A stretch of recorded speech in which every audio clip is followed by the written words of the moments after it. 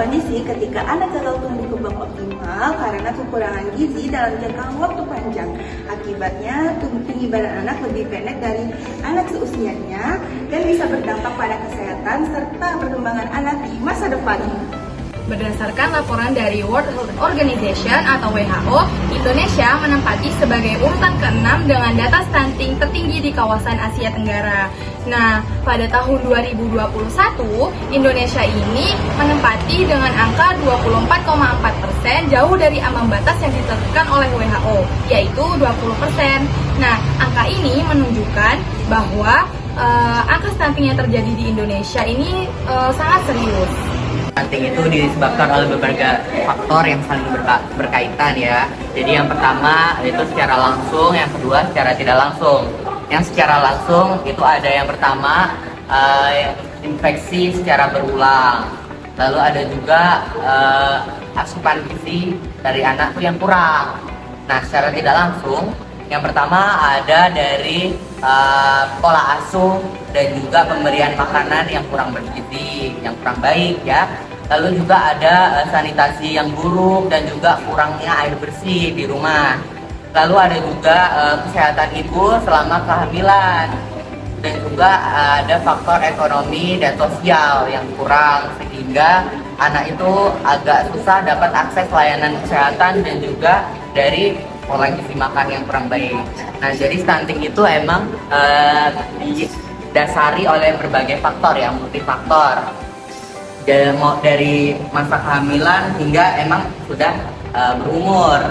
Jadi emang ibu dan juga perawat itu harus memberikan edukasi sejak dini mungkin ya. Langkah penting pencegahan stunting. Yang pertama, penuhi gizi sejak hamil.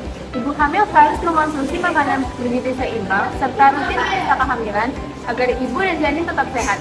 Yang kedua, ASI eksklusif 6 bulan. ASI mengandung nutrisi lengkap dan antibodi yang dapat membantu pertumbuhan serta meningkatkan daya tahan tubuh bayi. 3.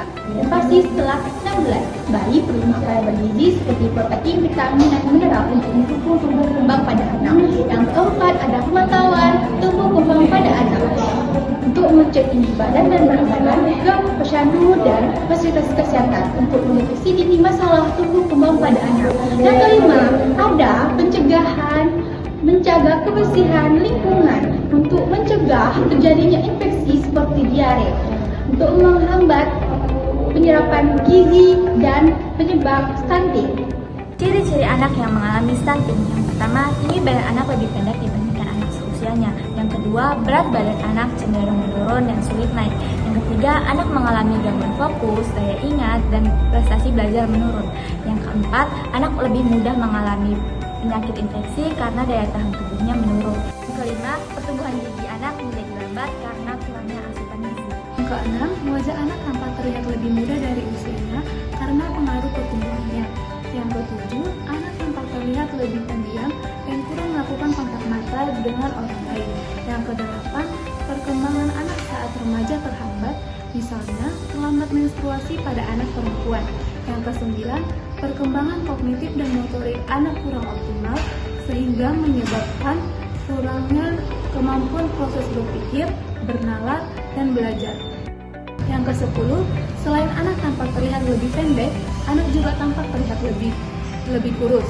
Yang ke-11, pada saat usia dewasa nanti, anak lebih berisiko untuk mengalami penyakit seperti diabetes mellitus, hipertensi, dan obesitas. Perilaku hidup sehat dengan menggelar STBM, yaitu sanitasi kota berbasis masyarakat. Apa saja sih 5 pilar STBM? Yang pertama adalah stop buang air besar sembarangan. Kebiasaan buruk membuang minyak di sungai, kebun, tempat atau tempat terbuka lainnya itu dapat menyebabkan penyakit memasuki lingkungan teman-teman seperti diare, malaria, DBD, tifus, kolera, dan penyebab stunting. Jadi teman-teman gunakanlah jamban atau bangunan jamban yang bersih dan sehat. Lalu yang kedua adalah mencuci tangan dengan sabun dan air mengalir sebelum dan sesudah melakukan kegiatan. Cuci tangan yang baik itu ada 6 langkah. Apa saja? Yang pertama, gunakanlah sabun dan air mengalir lalu gosok telapak tangan, gosok selai jari dan ujung tangan. kekuatan tangan dan memutar secara bergantian, bertemu jari, ibu jari, dan pergelangan tangan. Pilar yang ketiga adalah pengelolaan air dan makanan rumah tangga. Kesehatan keluarga itu dimulai dari air bersih dan makanan yang sehat. Jadi, gunakanlah sumber air yang bersih dan terlindungi, serta cuci tangan menggunakan sabun sebelum mengolah dan menyajikan makanan. Lalu, pilar yang keempat adalah pengelolaan sampah rumah tangga. Kelola sampah dari rumah dengan memilah sampah dan sumbernya, seperti sampah organik dan sampah anorganik, serta kurangi penggunaan plastik ya teman-teman. Lalu pilar yang terakhir adalah pengelolaan limbah cair rumah tangga, air bekas cucian, air bekas mandi, air dari toilet. Jika dibuang sembarangan di tanah dan saluran terbuka, ini dapat mencemari sumber air dan tanah, menjadi sarang nyamuk dan sumber penyakit. Jadi, bangunlah saluran pembuangan limbah yang aman dan gunakan sumber resapan. Tata laksana stunting.